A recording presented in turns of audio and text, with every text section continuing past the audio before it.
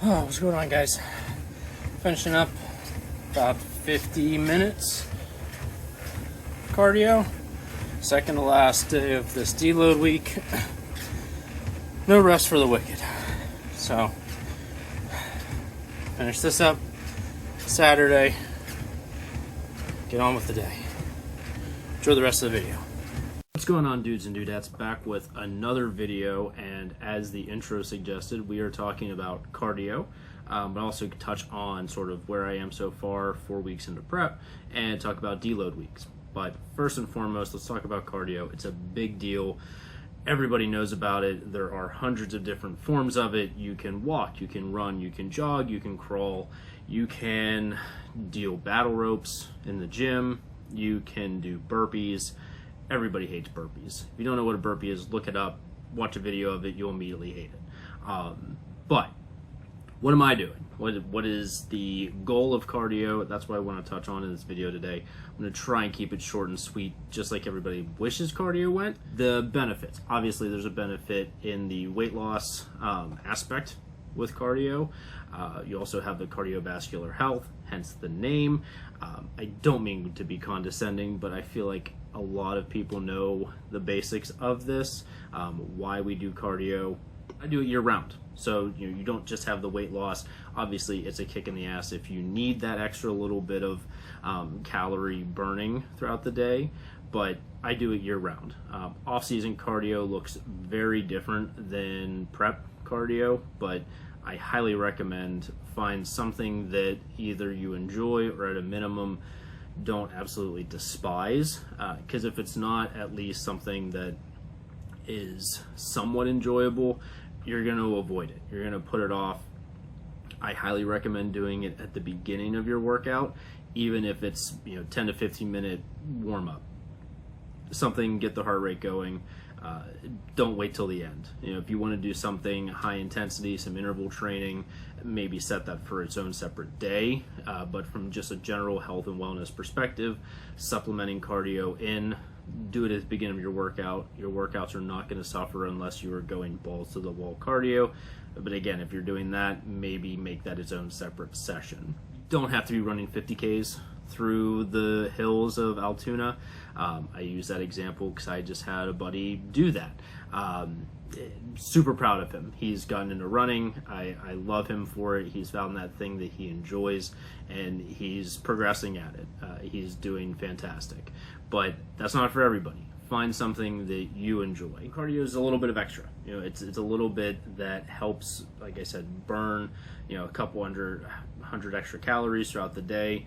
It is very difficult to out-eat a bad diet, but if you are going to have a donut a day, maybe don't have a donut a day, but any little bit of an indulgence, it's going to be hard to work off 300, 400, 500 calories.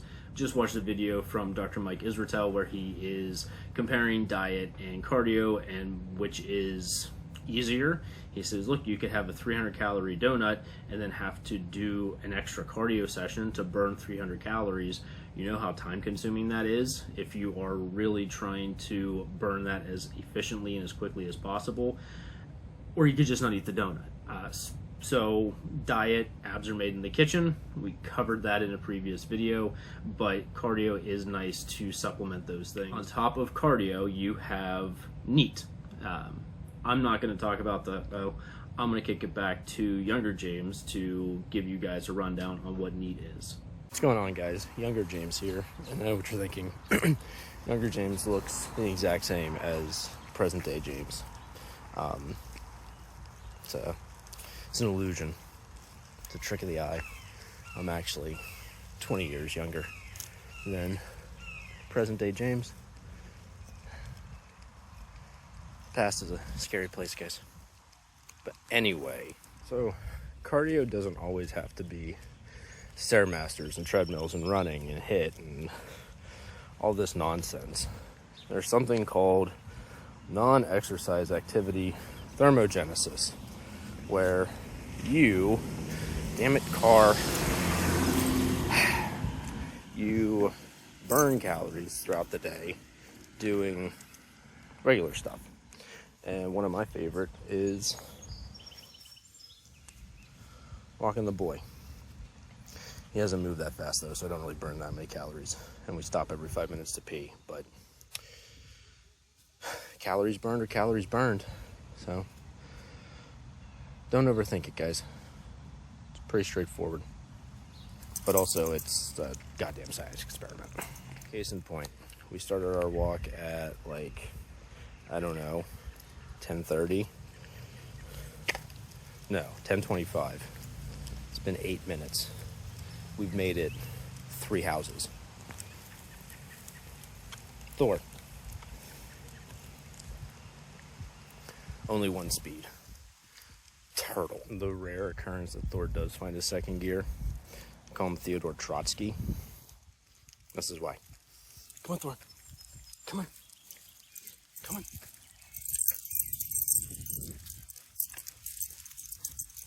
That's it. That's the second gear. So thank you very much, younger James. You are younger, you are wiser, but you are not nearly as good looking as me. My cardio routine looked like during prep. Right now, because of my 3 days on, 1 day off schedule with my workouts, I do 20 minutes on the Stairmaster on any days that I'm not training my legs. So my 2 designated leg days, my heavy day and my light day, as well as the days I deadlift, I don't do the Stairmaster. I love the Stairmaster. It's great. It's a muscle building and cardio machine. At least that's how I perceive it. Don't ask me to go into the science on that. Just hop on a Stairmaster and you'll see what I mean. But I don't do that on my leg days. I don't want to overly tax my quads, my hamstrings, my glutes, my calves. They are exceptionally small, so any little bit immediately just gasses them. Prefer to do treadmill, just walking on incline, 20 minutes on my leg days. Still get the heart rate up, do it before my workouts, but I'm not generating as much muscular fatigue. It's really just cardiovascular. And then on my 2 rest days, I either do 30 minutes on the stairs or 30 minutes on the treadmill. Just depends how my legs are feeling, listening to my body, auto-regulating as much as I can. If I really am having a mental, I don't really feel like the Stairmaster, then I'm getting on the Stairmaster because that's my mind saying it. But if I say, look, my legs feel like there are cinder blocks attached to them, and if I get on the Stairmaster, I'm gonna pull a hammy, then listen to my body. I hop on the treadmill. These are what I use. I use whatever you want. Walk your dog, go for a run, swim, run, jump, play, do whatever it takes. Just move your body. Don't overthink this.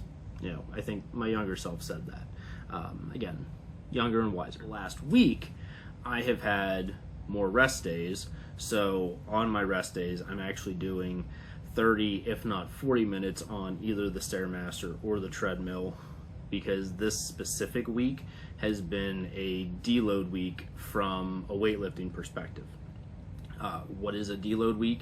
It is a week where you reduce the load that you are training with. So I'm cutting back my volume significantly. I'm dropping the weights, I'm dropping the reps, I'm not dropping the sets, I'm doing all of it. And it is an 8-day period where I do 4 days of lifting, and just enough to keep the muscles stimulated, but not anything overly exerting. Still pushing close to failure, but doing 3 workouts, 1 for chest, 1 for shoulders, 1 for triceps on my push day, 1 for biceps, 1 for traps, 1 for lats on my pull day, quads, hamstrings, calves, leg day. And then the other days are rest days. If I weren't in prep, I would probably be taking true rest days, but at this point, any extra little bit of cardio helps. I'm still eating 2,000 calories a day. That's probably going to have to drop here in the next couple of weeks, and I'm going to get into my weight so far in prep, what I think I'm going to have to change in the next couple of weeks. But that is the essence of a deload week. Why am I doing a deload week? Because my program told me to. The program is auto-regulated into mesocycles, and after you get to the end of a cycle, it's a deload week. But I know that my body needs this. I'm not just following this blindly. I know that deloads are absolutely necessary to continue to progress. You cannot go pedal to the metal 365 days a year, 24/7. You will get burnt out. So it is a time for my muscles to get a little bit of a reprieve, rest. That's where your muscles are repairing. That's where they're growing. That's where you're putting on actual new muscle. It's not the breaking down the muscle fibers in the gym. It's the sleep. It's the rest. But it also gives my central nervous system a little bit of a break. Yes, I'm still doing cardio and probably more cardio, but it is not as draining at this point as pushing through a heavy deadlift session, squat session. But I think the most important thing that I've found, and again, I have no science to back this up. I don't think there's a scientific theory behind this. This is just me personally. I have a renewed passion once I start back into my weight training after a deload, because I'm itching to get back into training heavy, sweating, feeling the pump. It's a good feeling. So mentally it gives me that, just falling back in love with lifting, and just a couple days off that I'm choosing to do. I'm not forced to take off because of injuries. We'll get into that in a later video, dealing with injuries mentally, physically, whether you're just generally injured, or if you're training for something and a week, a month, a day before you're set to do your goal, what you've been training for, there's an injury. It's debilitating, but we'll save that for later. So at this point in my prep, I just went back through, I looked at my average weights.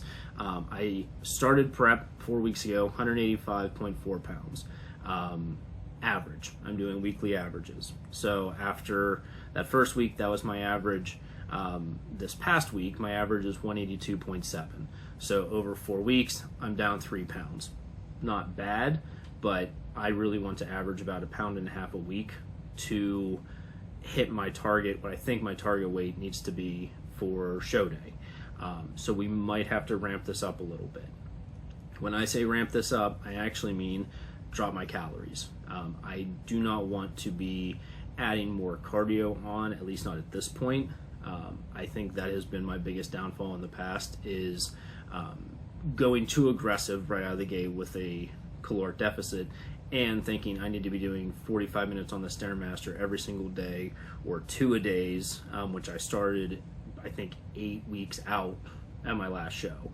I think I just burned through way too much muscle doing that. So slow and steady, but knowing when to turn it up a bit, or in this case, turn it down, I guess.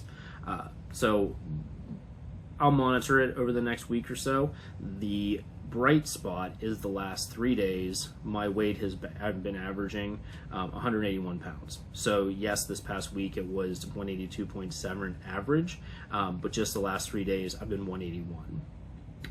So assuming that trends, and if I break into the 170s this week, even better, but we will have to wait and see. I'm going to probably do every 4 weeks. I think that's a good metric as far as giving updates on my weight. The thing I want to mention is on the topic of NEAT, just sort of hearkening back to that real quick.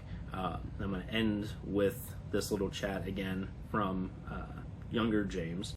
It is very easy to not realize what you're actually burning in a day.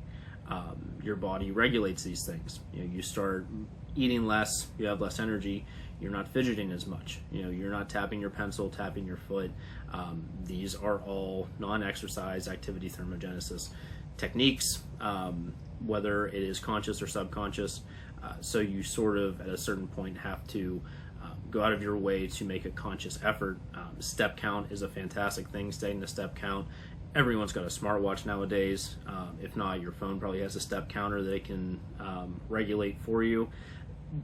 Bump up your step count on a daily basis by like 1,000, 2,000. Or another reason to, you know, do prep in the summer months, you get to do great things like mow the grass outside shirtless, because you are now comfortable enough to do that, and also, you know, have a weekly battle with Father Ra. He's not going to burn me this summer, guys. He's not going to do it. I'm not going to let him do it. I've come to play this year. He's not going to get me. Usually I'm due for at least one bad burn. So far, we're into July. Hasn't happened yet. The ultimate test will come in August. So I'm going to end with a little bit of a chat from younger James. Thank you guys for watching. I will see you in the next one. Get comfortable being uncomfortable. Past James here again. Thank you, present day James. Another form of less than satisfying non-exercise activity thermogenesis. Mowing the lawn. It's cathartic. Not nearly as fun as walking the board. But it is necessary. It's necessary. Necessary I drink my own urine? No. It's sterile and I like the taste.